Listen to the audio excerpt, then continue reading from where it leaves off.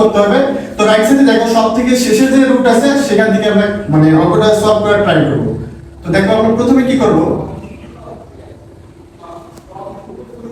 দেখো 2 প্লাস, দেখো তো এখান থেকে যদি আমি 2 কমন নেই, 2 কমন নিলে কি হবে, যদি 2 কমন নেই 1 প্লাস cos কি হবে 10x। তো দেখো তো আমরা এই ফর্মুলাটা তো জানি 2 cos square x, 2 cos square x এর ফর্মুলা হচ্ছে 1 প্লাস cos twice x। দেখো 2 cos স্কয়ার x এর ফর্মুলা হচ্ছে 1 প্লাস cos twice x, মানে এখানে যে অ্যাঙ্গেলটা থাকবে সেই অ্যাঙ্গেলটা কি হবে অর্ধেক হবে। তার মানে দেখো তো এখানে কি আছে 1 প্লাস cos কি 10x না, তার মানে আমরা এখানে কি লিখবো, আমরা এখানে যেটা লিখবো সেটা হচ্ছে 2 প্লাস √2, দেখো 2 cos স্কয়ার, 2 cos স্কয়ার যে অ্যাঙ্গেলটা আছে সেই অ্যাঙ্গেলটা কি হয়ে যাবে অর্ধেক হয়ে যাবে। তারপরে দেখো আমরা কি লিখতে পারি √2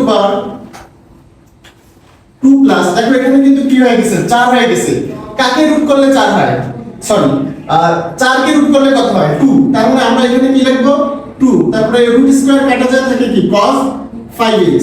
তারপরে দেখো এখানে কিন্তু আবার কি কমন যায় 2 কমন যায়, যদি আমরা 2 কমন নেই তার মানে আমরা লিখতে পারবো কি 1 প্লাস cos কি 5x।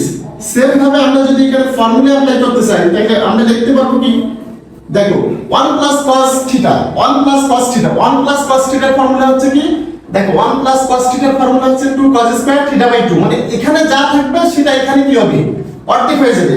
তার মানে আমরা এখানে লিখতে পারবো কি 2 cos স্কয়ার 5x বাই কত 2, উপরে কি আছে 2, আচ্ছা দেখো এখানে কত হয় 4, 4 কে রুট করলে কত হবে 2, রুট স্কয়ার কেটে যাবে থাকবে কি cos 5x বাই কত 2, তো এই 2 2 ক্যান্সেল আউট থাকে কি 1 বাই cos 5x বাই কত 2, আর 1 বাই cos x মানে কি sec x, sec 5x by কত 2, এটাই ছিল কি লেফট সাইড।